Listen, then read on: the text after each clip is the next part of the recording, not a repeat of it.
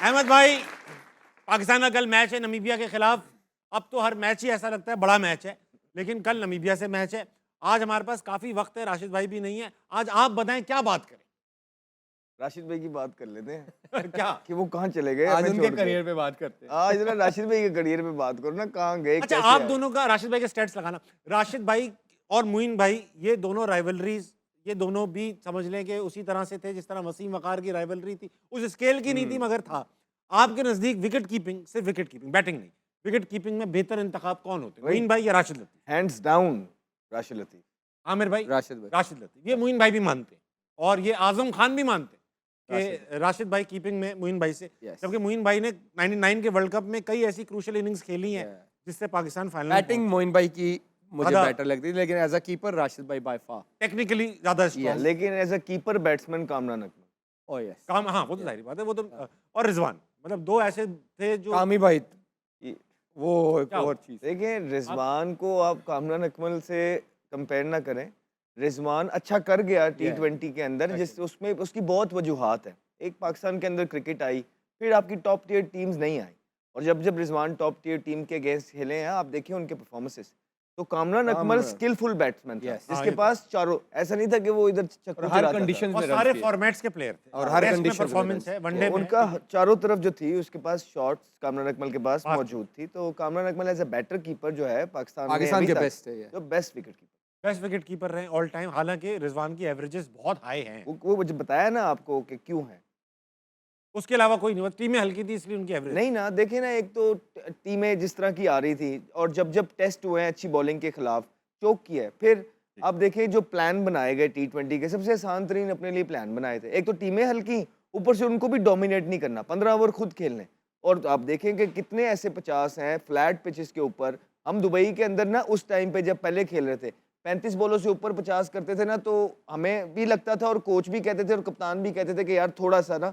तो आप देखें कि ये टॉप टियर साइड के अगेंस्ट नहीं भी खेलते थे, और फ्लैट पिचेस में पाकिस्तान वगैरह में जहाँ खेलते थे, और फिर भी इनके 50, कितने ऐसे 50 हैं जो 40 से भी ऊपर जाके किए हैं, 40 बॉलों से भी। कामी भाई वगैरह ना, मिचेल जॉनसन वगैरह उस टाइम पीक पे बॉलिंग डेल करते थे, उनको स्टेन। मारा हुआ डेल अच्छा यार, स्टेन ने। आमिर भाई और अहमद भाई, हम T20 क्रिकेट का जो अंदाज है वो उस वक्त से अपनाए हुए हैं जब वर्ल्ड में ऐसा नहीं होता था। यस। शाहिद आफरीदी, इमरान नजीर जब ओपन करते थे पाकिस्तान के लिए, बड़ा अग्रेसिवली ओपन। सईद सईद अनवर भाई। खेलते ही शुरू से ही तेज थे। 1996 में 13 ओवर में 100 रन बनाते थे ये लोग। आमिर सोहेल, सईद अनवर, रजाक भाई जब आते थे क्लोज फिनिशर था। तो हम हिटिंग कैपेबिलिटीज तो थी हमारे। जब T20 आया तो मैं टीम में था। हाँ। जब आया था तो हम खेल रहे थे। एक तो नई नई चीज आई थी, पहली बात है, नई नई, किसी को इतना आइडिया नहीं था भाई T20 में क्या होने लगा क्या नहीं, राइट। हमने डोमेस्टिक में थोड़ा बहुत खेल लिया था। जो सबसे ज्यादा हमारे प्लेयर्स को नुकसान हुआ था ना उस टाइम पे जब खेल रहे थे, बैटर्स जो थे, और यार आमिर साहब, आपको पता है दुबई में क्या कंडीशन है। आप खेलते हैं दुबई में 150-160 विनिंग 140 करते थे और हम जीतते थे। winning score। आप मुझे खुद बताएं, एज अ बैट्समैन, अगर आप दुबई के अंदर खेल रहे हैं जो भी, तो आपके क्या हिकमतें में, जब आप 140 पे जीतते थे तो उसी के हिसाब से खेलते भी थे, और उस पर फिर एवरेजेस भी नीचे आती थी, स्ट्राइक रेट भी नीचे। लेकिन हमारी जब जब परफॉर्मेंस होती थी ना, आप देखें कि 80% पाकिस्तान मैच जीतता था। मैं एंड तक जब तक खेल रहा था, तो मैं जब भी 50 से प्लस स्कोर करता था, तो 80% जो रेशियो आती थी वो ये थी कि पाकिस्तान जीतता था। ऐसा नहीं होता था कि स्कोर अपने लिए कर लिए। तो जो भी टीम का प्लान जो ठीक लगता था गेम अवेयरनेस के हिसाब से, उस तरह खेलते थे। इसी वजह से तो टॉप टियर साइड को हराते थे। तो वो जो आप कह रहे हैं ना, अग्रेसर्स जो थे हमारे टीम के अंदर, इस तरह इमरान नजीर, ये वो वहां पे चल ही नहीं सकती थी वो गेम। आप इंटरनेशनल लेवल पे 3-4 मैच ऊपर नीचे फेल हो जाओ, आप बाहर हो जाते हो यार। बहुत आपने एक सही मुद्दा उठाया। मुझे जहां तक याद है कि पहले वर्ल्ड कप में हम फाइनलिस्ट थे, दूसरा वर्ल्ड कप हम जीत गए थे, तीसरे वर्ल्ड कप के हम सेमीफाइनलिस्ट थे। सईद अजमल का ओवर गलत पड़ गया, वरना वो भी टूर्नामेंट पूरा जीत गए थे। टूर्नामेंट अच्छा तो खेले। जो करते थे ना, हम थ्रू प्लान करते थे, थ्रू ब्रेन। अगर प्लान ये, फॉर एग्जांपल, अगर प्लान ये भी बन जाता ना कि जाओ पै जाओ हमें आउट हो जाओ, हमने ये भी कर लेना था। लेकिन जो प्लान होता था कि अच्छा देख के, अगर 6 में जो है ना 40 होता है तो ठीक है, मिडिल ओवर में 7.5 के रन से जाओ, ठीक है, और एंड में आके हमारे पास Razzaq, Afridi, people like this होते थे। तो हमने जो आखिरी उमर अकमल, तो 5 ओवर इनको देने हमने, तो इस प्लान के साथ जाते थे और जीतते थे। या दुबई की आप रेशो निकाल लेना पाकिस्तान टीम की। और थोड़ा सा पता चल एक भी और थोड़ी सी बात कर लूं कि हमारे टाइम के ऊपर जो प्लेयर आके, बड़े बड़े प्लेयर आके जो दुबई अबू धाबी खेलते थे क्रिकेट, आप उनका स्ट्राइक रेट भी निकालें, आप उनकी एवरेजेस भी निकालें। सही कह रहे हैं, मैं आपकी बात से 100%। अच्छा, अब ऐसा है कि जितना आप कहते हो ना ये निकालें वो निकालें, पीछे से वो कह रहे थे तनख्वाह नहीं मिलती, ये निकालते रहे। अच्छा, मुझे बताओ आप, कल पाकिस्तान का मैच है नामीबिया के खिलाफ, ऑन कागज तो ये ऐसा है कि नो ब्रेनर है, पाकिस्तान को जीतना चाहिए। Yeah. सवाल मार्केट में ये उठ रहा है कि फलां बैठेगा खड़ा होगा, बैठेगा खड़ा होगा, ये सवाल उठ रहे हैं। अब कल अगर मैच है, आवाज़ें जिन प्लेयर्स की लगी हुई हैं बैठने की, शाहीन, बाबर और शादाब की, ये आवाज़ें लगी। Okay. अगर ये तीनों खेले हम्म तो इसका मतलब क्या लिया जाएगा आमिर भाई आपके नज़दीक, कि भाई ये तीनों इंडिया के खिलाफ जो परफॉर्मेंस दी उसके बावजूद नामीबिया के खिलाफ खेल रहे हैं, इसकी क्या वजूहात हो सकती? वजूहात जो भी हो, इसका मतलब है कि जिस बंदे के पास भी पावर है वो कह रहा है कि हाँ मैंने इस पावर का ऐसे ही यूज़ करना है। ठीक है, मैं कहता हूँ कि आप खिला लो। फॉर एग्जांपल मैं ये फैसला ले रहा हूँ कि मैंने इन तीनों को खिलाना है, तो क्या वो बंदा अगर जब डिलीवर नहीं होगा वर्ल्ड कप के बाद इस फैसले को आके ऑन करेगा? ये मेरी वजह से आ रहे ये मेरी वजह से हो कि मैं ये मुश्किल है। टीम चाहता था, मैंने ही खिलानी। मैं ये स्ट्रॉन्ग बिलीवर हूँ बहुत अच्छी कि बात। कप्तान या कोच के पास पूरा राइट होना चाहिए कि हमें यही 15 चाहिए, ये मेरी प्लेइंग 11 है, कप्तान का ये पूरा राइट होना चाहिए कि मुझे इन 11 अगर नहीं होता तो फिर ब्लेम भी वही बंदा ले।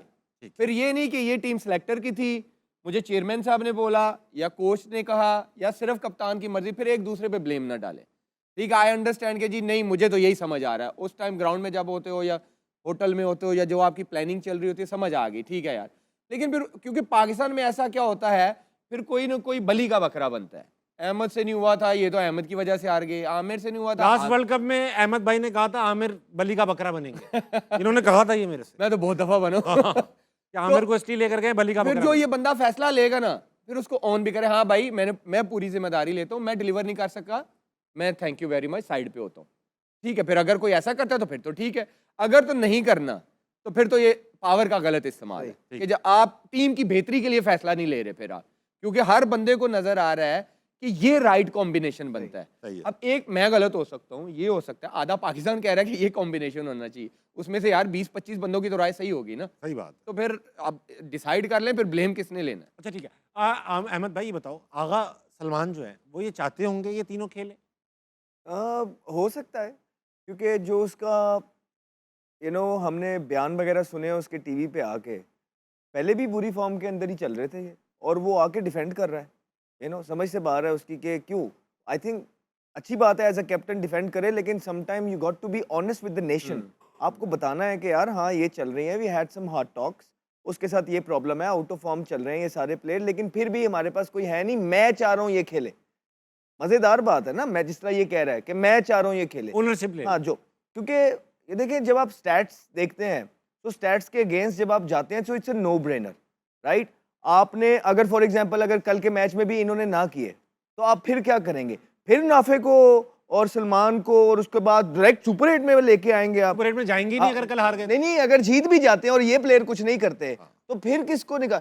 तो आपके पास एक अच्छा मौका है कि हल्की टीम के साथ आपका मैच है, इस हल्की टीम के अगेंस्ट आप एक मैच दे दें उनको, ताकि उनकी तैयारी हो जाए, थोड़ा कॉन्फिडेंस आ जाए, आउटिंग से फर्क पड़ता है, और उसके बाद फिर जो बड़े मैचेस भी हैं वो उनके लिए भी प्लेयर हो जाए। अगर वो ऐसा नहीं करते, और सलमान अली अगर जिस तरह आमिर ने बहुत अच्छी बात की है, सलमान, हैसन, आकिब जवेद, जो भी चाहता है कि ये प्लेयर्स खेलें, तो वो फिर आके जब भी वो टीम अनाउंस करने आए ना, तो जो सबको आके बता दें, या प्रेस कॉन्फ्रेंस में मैं जर्नलिस्ट को भी कह रहा हूँ कि ये सवाल लाजमी पूछना, और मैं वहाँ पाकिस्तान टीम को भी बोल रहा हूँ, उनके कप्तान को, कि आके सीधा बताए कि ये मेरा डिसीजन था।